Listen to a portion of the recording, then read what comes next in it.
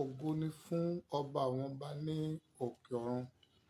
Àyànfẹ́ àti ọmọ Ọlọ́run, ẹ gbọ́ iṣẹ́ ìránṣẹ́ ti ọjọ́ karùn-ún fún tóṣù kọkànlá yìí. Kí n tó sọ àdúrà méje, mo pe àkọlé ní ọjọ́ tí ẹ̀rù bà mí jù láyé. Ẹ gbọ́ ìrírí tí mo fẹ́ jẹ́ kí a mọ̀. Ní ọdún tí mo ṣe ìgbéyàwó. Bí mo ṣe ìgbéyàwó tán ní Saturday, àwọn ọmọ Ọlọ́run kan wọ́n kó ara wọn jọ, wọ́n gba hòtẹ́ẹ̀lì fún mi ní Underground, Maryland ní hòtẹ́ẹ̀lì yẹn wà. Ìkan lára àwọn best hotel ni. Wọ́n san owó bí ọjọ́ mẹ́rìnlá síbẹ̀ ọ̀sẹ̀ méjì pé prophet ò má lọ oko, má lọ orí òkè, má lọ bí kankan o, kò rẹ́sì o, wọ́n dẹ̀ ṣe gbogbo kan. Ṣùgbọ́n nígbà tí ó di òru ní nǹkan bí aago méje fẹ́ kun díẹ̀ láti lù, mo gbọ́ ohùn Olúwa Ọlọ́run àwọn ọmọ ogun pé Násùrù, Násùrù, Násùrù ọmọ mi o, Násùrù ọmọ mi o, gbé ìyàwó rẹ ní ìsìn, máa kúrò bí kó máa lọ sí kejì. Bí o bá gbé kúrò bí ìtọ́jú rẹ bá ti rí kó fara mọ́. Ìgbéyàwó tá a ṣe lóhùn lánàá, mo bá rò pé bóyá ohun èṣù ni, bóyá ohun orí òkè yẹn ló ṣe mí. Èkejì, ẹ̀kẹta bí mo ṣe pè ìyàwó mi ni pé mọ́mì, ẹ jẹ́ á tètè lọ pe Uber, ẹ jẹ́ á lọ pe mọ́tò. Olúwa ní ká máa kúrò inú hòtẹ́ẹ̀lì ká máa lọ sórí òkè Ìdó, orí òkè kejì Arákejì. Ìyàwó mi bínú, kí la fẹ́ lọ ṣe lórí òkè? Ṣé lórí òkè náà láti ṣẹ̀ṣẹ̀ wá ṣe ló ti wá? A lọ bá àwọn hòtẹ́ẹ̀lì pé àjọ afẹ́ kúrò bí wọ́n ní owó yẹn ló wọ̀ mí lójú tí mo fẹ́ gbà. Mo sá ní ẹ fowó lẹ̀ kí n máa lọ, wọ́n sá fún wa lówó. Bí a ṣe ya ṣọ́ọ̀ṣì kan ní Bàrígà nìyẹn, a ṣẹ̀ sí Sunday ńbẹ̀, a gbéra ó di orí òkè kejì Arákejì ní Ọ̀ṣun. Bí a ṣe kọjá Iléṣà gẹ́rẹ́ tí a dé Ìpẹ̀tù Ìjẹ̀ṣà, bí a ṣe fẹ́ wọ Ìpẹ̀tù báyìí ní kọ́nà ńbẹ̀, bí ìyàwó mi ṣe dákẹ́ sínú mọ́tò ni tó kú sínú mọ́tò lé mi lọ́wọ́. A ṣáà gbé dé orí òkè, ó di Kàntó. Ní ìgbà yẹn bàbá kínní ló wà ńbẹ̀, bàbá ọmọ wà bí Ẹ̀dóyè ló wà ńbẹ̀. Ní a ṣáà gbàdúrà ṣe lórísun. Àyà mi mo wá ní kí ni mo fẹ́ sọ. Wọ́n ní mo ti lọ fi wòlíì ṣèṣì, ó ti lọ fi ìyàwó yẹn ṣe. Kí ni mo fẹ́ sọ? Mo sunkún, ara mi gbọ̀n. Nígbà tó pẹ́, àwọn bàbá gbogbo wọn tán bá mi ṣe nígbà náà ló wá la ojú. Bó ṣe máa lajú lórísun. Ní tí mo dẹ̀ ń wí ó mà ti lọ bí 1 hour, 2 hours. Bó ṣe máa lajú the first ohun tó máa sọ ni pé ibo lòun wà. A ní kí ló ṣẹlẹ̀? Ó ní ẹ gbà mí, ogun èmi ni mo ní. Ẹ gbà mí, ogun èmi ni mo ní. Mo ní ẹ pẹ̀lẹ́ mà.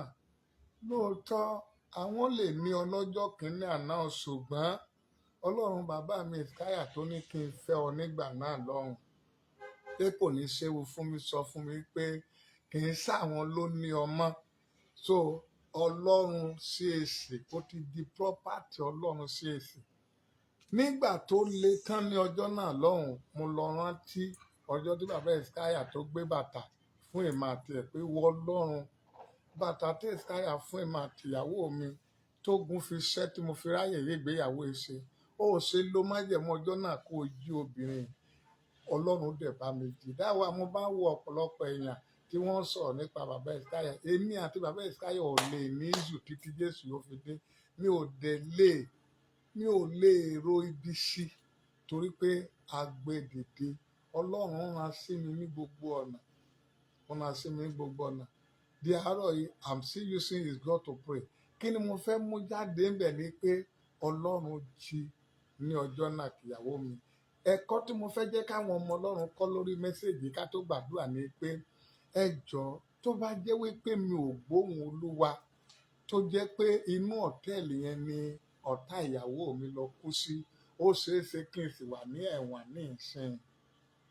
Ní èkejì, tó bá jẹ́ pé ọ̀tá ìyàwó mi dẹ̀ kú ní ọjọ́ yẹn gbé tí tọ́lọ́run babalọ́lọ́ padà jí, wọ́n á ní orí òkè kọ́ ni mò ń gbé lọ pé ibi tí mo ti fẹ́ lọ lò ni. Mélòó ní ẹ̀kẹta, àwọn màá wá regret pé ká ní mo mọ̀ mi ò bá dẹ̀ má ṣègbéyàwó yìí. Ẹ wo tọ́lọ́run fi kó mi yọ. Gbogbo ẹ̀yin ọmọ Ọlọ́run, ẹ na ọwọ́ yín kẹ́ gbàdúrà yìí. Mo pe àkọlé àdúrà ọjọ́ karùn-ún yìí, ẹ bá mi pín fún àwọn àyànfẹ́. Ọjọ́ tí ẹ̀rù bà mí jù láyé, ẹ pe orúkọ Jésù. That is why mo àdúrà ṣẹ̀yin ọmọ Ọlọ́run, bí a bá fẹ́ ní Ọlọ́run, ẹ já ní lódidi o. Ẹ má ní orogún pẹ̀lú Ọlọ́run o. Ogun máa borí ẹnìyẹn o. Ẹ pe orúkọ Jésù. Àdúrà àkọ́kọ́, ẹ pe orúkọ Jésù. Olúwa gbà mí lọ́jọ́ tójú fẹ́ tì mí. Ẹ̀yin ọmọ Ọlọ́run, tẹ́ ẹ bá gbàdúrà tí ìṣẹ̀lẹ̀ ò bá ṣẹ̀, ní í ṣe wòlíì Ọlọ́run ọ̀gá ògo mọ́. Olúwa gbà mí o lọ́jọ́ tí ayé àtèṣù fẹ́ dójú tì mí. Àdúrà ìkejì, Olúwa ṣàánú mi dé ìkóríta táyé ò ní lè fi kó bá ìrìnàjò ayé mi. Ṣé ẹ mọ̀ pé tí ọ̀tá ìyàwó mi bá kú lọ́jọ́ yẹn, àkóbá ńlá ló jẹ́ fún mi, ayé ò dẹ̀ ní mọ̀. Olúwa ràn mí lọ́wọ́ o, jẹ́ ráàánú gbà dé ìkóríta tí ayé ò ní lè fi kó bá ìrìnàjò ayé mi. Àdúrà ìkejì ni. Àdúrà ìkẹta, ẹ pe orúkọ Jésù. Olúwa bá mi ṣẹ́ ogun àwọn tó ń fayé hàn mí. Ogun àwọn tó ń fayé hàn mí. Olúwa bá mi ṣẹ́ ogun wọn, bá mi fi ọ̀run tẹ̀ wọ́n lórí ba. Àdúrà ìkẹrin, ẹ pe orúkọ Jésù. Olúwa, ẹ gbà mí ní ìkóríta àti dúró síbí dìọ̀, wà bá wa ń bẹ̀. Olúwa ò jẹ́ rí ọ ní ìkóríta, àáwo ibi tí ó gbà kọjá ń bí lónìí. Bàbá mi ò ráàlì mazuda báhàìlì gbọ̀ngàgàjájábì númíàdá sálímù liádàmọ̀ sálíbù dada yaya miakaka jajabi sutuada namba sálíbì. Ẹ pe orúkọ Jésù. Olúwa ò jẹ́ rí ọ ní ìkóríta, àáwo ibi tí ó gbà kọjá ń bí lónìí. Àdúrà ìkẹrin sí àkàrò, ẹ pe orúkọ Jésù. Olúwa, gbogbo ẹni tí mo dàràjò pọ̀ mọ́ láyé, má jọ lè ba ayé jẹ́ mọ́ mi lọ́wọ́. Gbogbo ẹni tí èmi àti ẹjọ́ dàràjò ayé kọ̀, Olúwa má jẹ́ aráyé gbà lọ́wọ́ mi, má jẹ́ lè ba ayé jẹ́ mọ́ mi lọ́wọ́. Àdúrà karùn-ún, ẹ sọ fún ọba àwọn ọba, Olúwa mò ń jà, mi ò mẹni tí mò ń bá jà.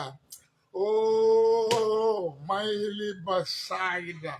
Olúwa mò ń jà o, mi ò mẹni tí mò ń bá jà, mi ò dẹ̀ mogun tí mò ń jà, mi ò mà dì tógun tí mò ń jà. Olúwa, torí bí o ṣe tó, Olúwa sọ ogun tí mò ń jà tí mi ò dẹ̀ mọ̀ díẹ̀. Olúwa o, Olúwa mò ń jà o, mi ò mẹni tí mo bá jà. Olúwa ṣẹ́ ogun ẹni tí mò ń bá jà lónìí. Ṣẹ́ ogun tí mò ń jà tí mi ò mọ̀ dí, tí mi ò mọwọ́ mẹsẹ̀. Àdúrà ìkẹfà, ẹ pe orúkọ Jésù. Olúwa, bí ayé àtọ̀run tó padà tó di ìkan ṣoṣo, jẹ́ kí ìlérí mi ó ṣẹ. Bí ogun tó jù báyìí lọ, bí ayé àtọ̀run tó padà tó di ìkan ṣoṣo, Olúwa jẹ́ kí ohun tí mo wá, ìlérí tí mo mú wá sáyé, Olúwa jẹ́ ó ṣẹ. Àdúrà ìkeje, máa pe àdúrà ní ìdè nọ́mbà 9 torí àdìtú ni. Ẹ pe orúkọ Jésù. Ọjọ́ tí ayé rò pé wọ́n ó ṣẹ̀sín, Olúwa sọ di ọjọ́ ọpẹ́ àtayẹyẹ fún mi. Ọjọ́ táyé rò pé wọ́n ó ṣẹ̀sín o, Olúwa sọ di ọjọ́ ọpẹ́ àtayẹyẹ fún mi. Àdúrà ìkeje, olóore mẹ́ta ló wà. Olóore amúnisìn, olóore ìgbà àti àkókò, olóore kí ló tún kù kí n tó ṣe fún ọ. gbogbo ẹ̀yin ọmọ Ọlọ́run ẹ pe orúkọ Jésù. Olúwa èyí tó kù nínú ọdún yìí, ẹ jẹ́ ẹ so èmi àti olóore kí ló tún kù kí n tó ṣe fún ọ. Olóore tápá ọ̀kín ro, olóore bí ọkàn Ọlọ́run, olóore tí ó wà lébù, olóore tí ó wà ṣìṣe. Ẹ béèrè. Àdúrà ẹ̀kẹsàn-án, Olúwa gbà mí o lọ́wọ́ ogun tí èṣù fi mọ ayé mi àtayé mi ká, kí ìrìnàjò ìjọba ọ̀run má bàa rọgbọ fún mi. Ogun tí èṣù fi mọ ìrìnàjò ayé mi ká, kí ìrìnàjò ìjọba ọ̀run mi kó má bàa lè bọ́ sí i. Ẹ̀yin àyànfẹ́ àti ọmọ Ọlọ́run, mo fi gbogbo ìgbà ń bẹ̀ yín, ẹ gbé àdúrà dìde fún mi. Mo fi omijé mi bẹ̀ yín, ẹ gbé àdúrà dìde fún mi. Ẹ gbé àdúrà dìde fún mi. Àdúrà tí mo dẹ̀ ń bẹ̀ lọ́wọ́ yín ni pé ogun, Bíbélì wípé òdodo lè di kúkani. Àwọn wòlíì Nàìjíríà wọ́n ti bà nǹkan jẹ́. Àwọn ìránṣẹ́ Ọlọ́run tí wọ́n fi orí mídíà ṣe òwò, tí wọ́n dẹ̀ ń fi ṣọ́ọ̀ṣì ṣe òwò àtijẹ. Ẹ gbàdúrà kí Ọlọ́run ó bì ìjọba àwọn wòlíì wọ̀nyí ṣubú. Ọ̀pọ̀lọpọ̀ lénìí ni wọ́n rò pé bóyá mò ń bá àwọn bàbá wa jà nínú ìjọ Àpọ́sítélì ti Kristi. Mi ì bá wọn jà o.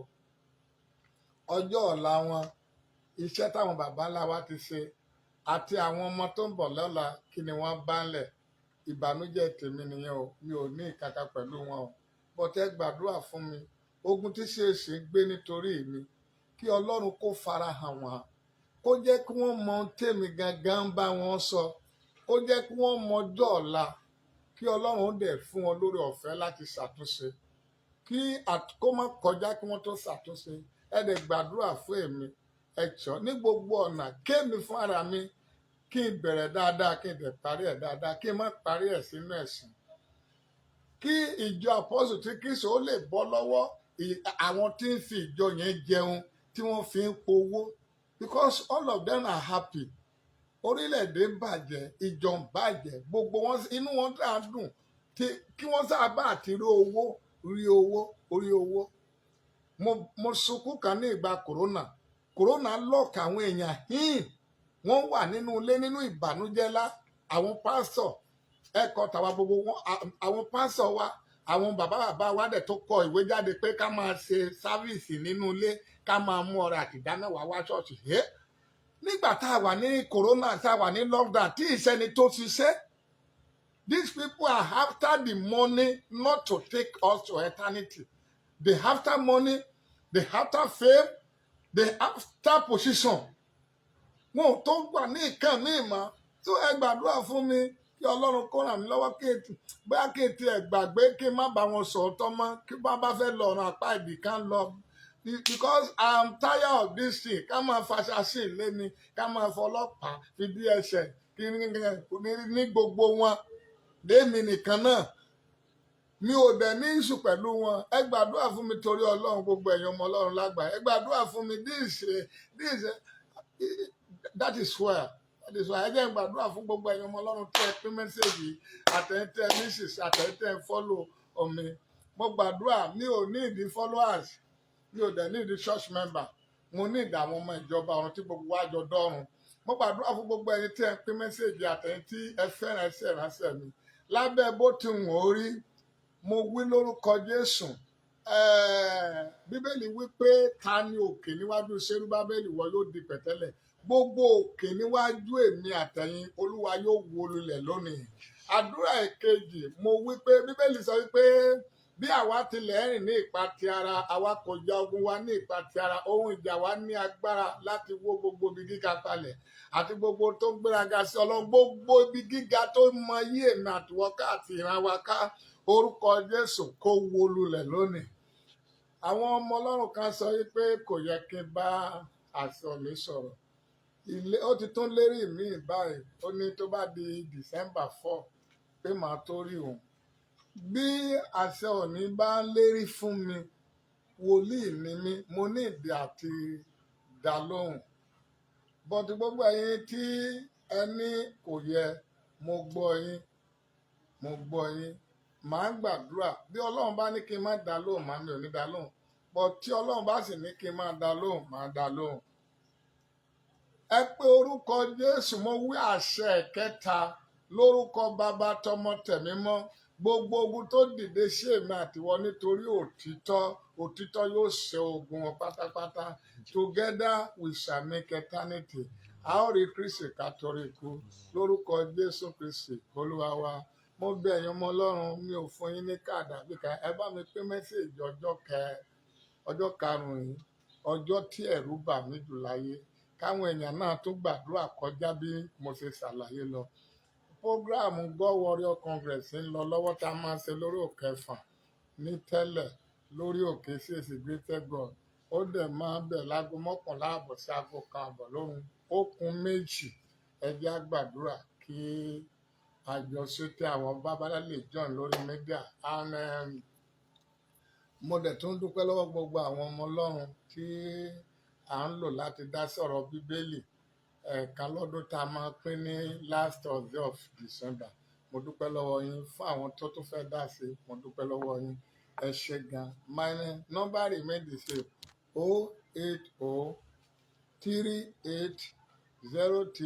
08038030562. My name remain the same: Israel Nasiri Olúwagbémidìde. Fún àwọn ọmọ Ọlọ́run tá ní wọ́n máa pè mí gbé fóònù, mò ń gbé fóònù o torí ènìyàn lára mi sí, ṣùgbọ́n ní ìgbà míì ọwọ́ àárọ̀ mi ẹ sábà gbé fóònù, máa fẹ́ rest. Tí a bá dẹ̀ fẹ́ pè mí, mo máa lákèké èèyàn tẹ̀ sí mi pé prophet, I want to speak with you. Gbèmí fún ara mi lè pè wá. Nígbà tí mi bá gbé fóònù, ṣé kì í ṣe èèyàn lára mi sí mi? So tí mi bá dẹ̀ tí ráyè wá gbé fóònù, ẹ má rò pé bóyá mi ò ní padà wá pe àwọn yẹn padà. Ọ̀pọ̀lọpọ̀ ní ojúmọ́ call 200, 150, mélòó mo fẹ́ gbé inú ẹ̀? So èyí tó bá dẹ̀ wà lọ́wọ́ mi máa gbé. So kẹ má bínú torí Ọlọ́run, ẹ̀yin àyànfẹ́. Thank you, God bless. Ẹ dẹ̀ gbàdúrà fún mi àti ìyàwó mi àtàwọn ọmọ mi. So thank you. Ẹ mọ̀ pé mi pẹ̀lú wòlíì CAC, àwọn wòlíì CAC àti bàbá wa nínú Olúwa tá máa gbé ìyàwó àtọmọ wọn pamọ́. Ọlọ́run tèmi sìn lè dáàbò bo ìyàwó àtọmọ àtèmi náà.